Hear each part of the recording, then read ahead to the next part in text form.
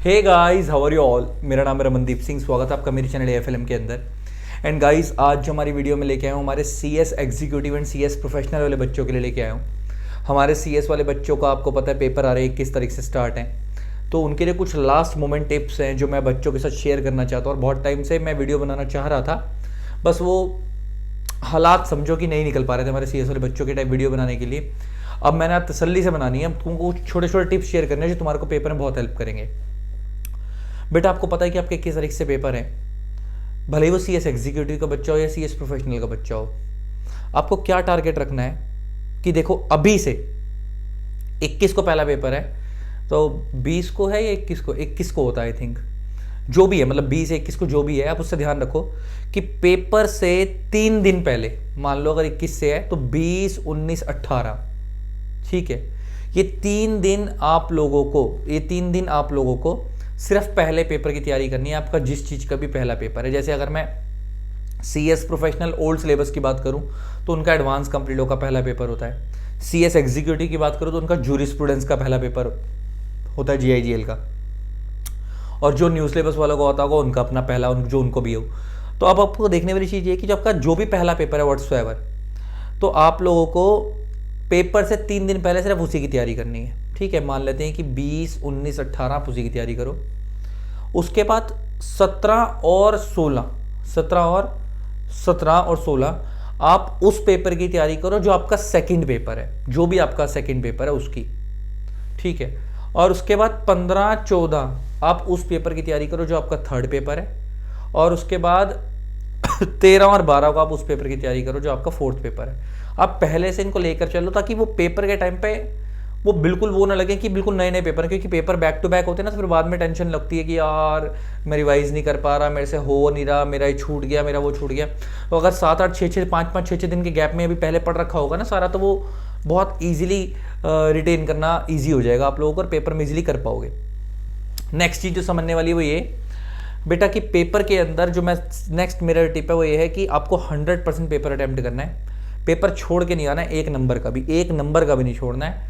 100% paper attempt करना है, भले ही क्वेश्चन आता हो या ना आता हो। मैं पता इसके लिए एक तरीका बताता हूँ। एक्चुअली में क्या होता है, मैं हमेशा बच्चों को एक चीज़ बताता हूँ। मान लो कि तुम्हें कोई क्वेश्चन नहीं आता है, मान लो आधा घंटा बचा हुआ है लास्ट का और आपको आखिरी के 4 क्वेश्चन करने हैं। पता क्या होगा, मान लो 5-5 नंबर के 4 क्वेश्चन है, 20 नंबर का आपको पेपर करना है, लास्ट का आधा घंटा बचा या 20 मिनट बचे हैं। पता बच्चा क्या करेगा, मान लो उस 4 में से आपको 1 क्वेश्चन आता है, 3 नहीं आते, तो बच्चा पता क्या करेगा, जो 1 आता है उसको सजा के करेगा, उसी पे टाइम लगा देगा, 15 नंबर का पेपर छोड़ देगा।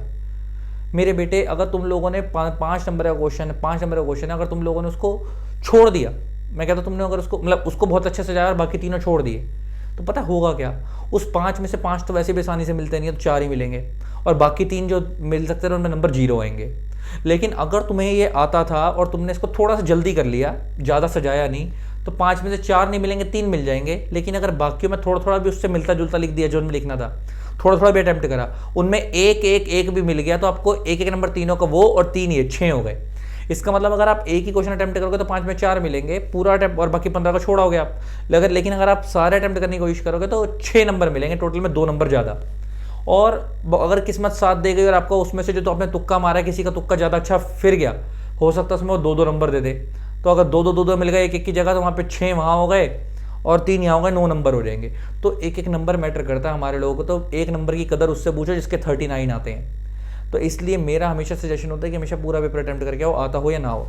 नेक्स्ट चीज़, पेपर की लेंथ कितनी लिखनी है।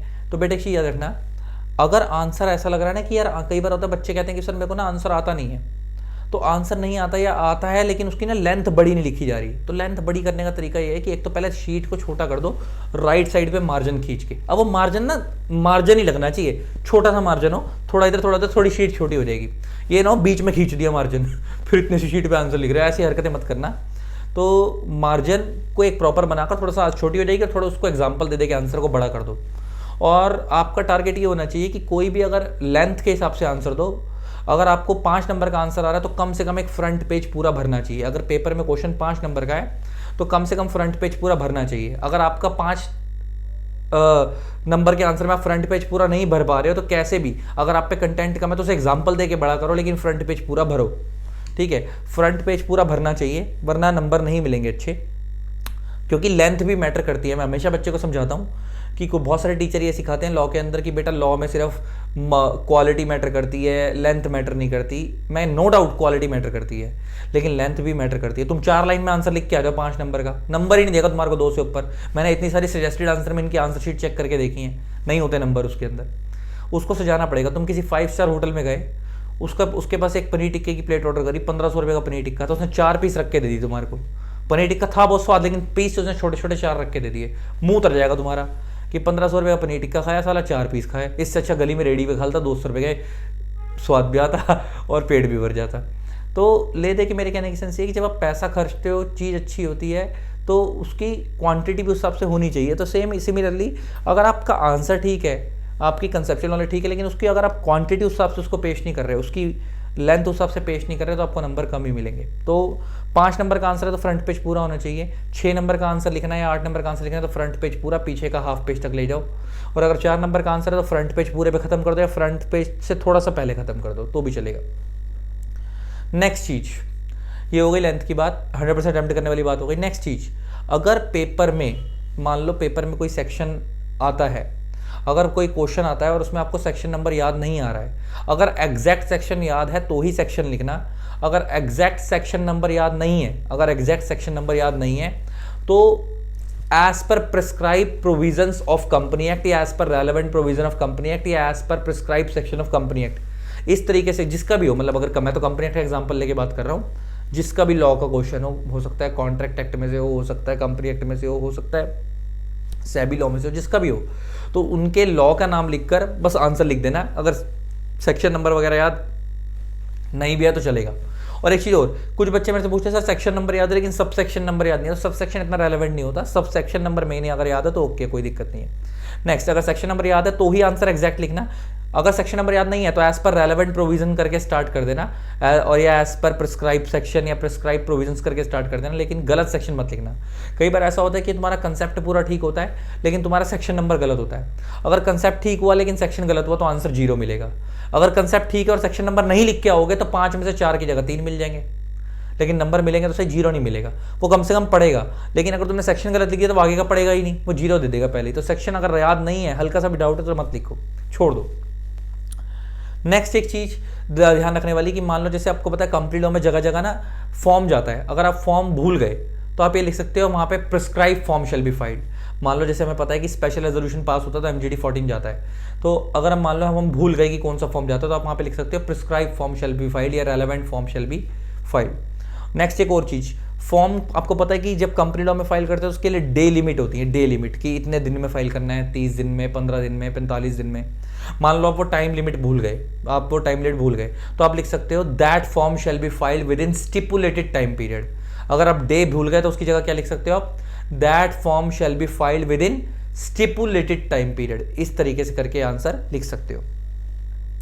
नेक्स्ट एक चीज, बच्चा मेरे से पूछता है कि सर एक बात बताओ मेरे को, पेपर में अगर डिफरेंस बिटवीन आ जाएगा तो आंसर कैसे लिखना है। तो बेटा अगर डिफरेंस बिटवीन आएगा तो अगर आंसर में आप बिल्कुल श्योर हो कि आपका आंसर बिल्कुल ठीक है तो टेबुलर फॉर्म में लिख के आना, हमेशा टेबुलर फॉर्म में लिख के आना।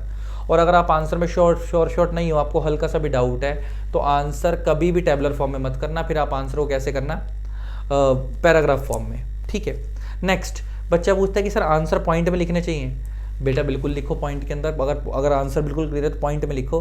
और पॉइंट में लिखने का भी एक तरीका है, मान लो कई बार तुम्हारे को ऐसा होता है कि मान लो 5 पॉइंट लिखने थे और तुम्हें 5 पॉइंट याद नहीं आ रहे हैं, तो क्या करो कि मान लो तुम्हें 4 पॉइंट याद आ रहे हैं, तो पता क्या करो, पहले पेज पे लिखो पॉइंट 1, पॉइंट 2, पॉइंट 3 और उन 3 पॉइंटों को इतना बड़ा कर दो कि वो साला वो लगे कि ज़्यादा लिखे हैं तुमने, और नीचे एग्जाम्पल डाल के और नेक्स्ट पेज पे सीधा 5, चौथा उड़ा दो। तो 1 2 3 अगले पेज पे सीधा 5, चौथा उड़ा दो, ठीक है। तो उसको लगेगा 5 ही लिखे हैं। इसका एक और तरीका उसको धोखा देने का कि पॉइंट नंबर लिखो ही मत, ABC अगले पेज पे D उड़ा दो। एक और तरीका है, कुछ भी मत लिखो, ABCD 1 2 3 एरो बना लो, 1 1 2 1 एरो 2 एरो 3 एरो, वो इतना ध्यान ही नहीं देगा, फिर वो नंबर दे देगा। इस तरीके से कर सकते हो। और कुछ रह गया बताने वाला? हाँ, रिलैक्स रहो, माइंड कूल रखो और प्रॉपर स्लीप लेते रहो। ऐसा नहीं कि 10-10 घंटे की नींद लो, लेकिन 5-5 6-6 घंटे की नींद अभी लेते रहो। ऐसा नहीं है कि ऐसा ना हो कि पेपर में जाके बेहोश हो जाओ। और पेपर में जाने से पहले माँ बाप का पैर छू के जाना, मत्था टेक के जाना, गुरुद्वारे मंदिर मस्जिद कोई मानते हो, और ऑल द बेस्ट। और टारगेट ये होना चाहिए कि पेपर से पहले सारे टॉपिक करके जाने हैं, छोड़ के कुछ नहीं आना, सिलेक्टिव स्टडी मत करके जाना, कहीं से भी कुछ भी पूछ सकते हैं ये लोग, ठीक है। चलो, आई होप आपको वीडियो अच्छी लगी होगी, इस तरीके से वीडियोस को प्यार देते रहे। Keep loving, keep supporting, thanks lot, bye bye. जिन लोगों ने मेरे चैनल को सब्सक्राइब नहीं करा, सब्सक्राइब कर देना, साथ में बेल आइकन को प्रेस कर देना, ताकि आप लोगों को मेरे न्यू वीडियोज़ की नोटिफिकेशन मिलती रहे। Tata, love you.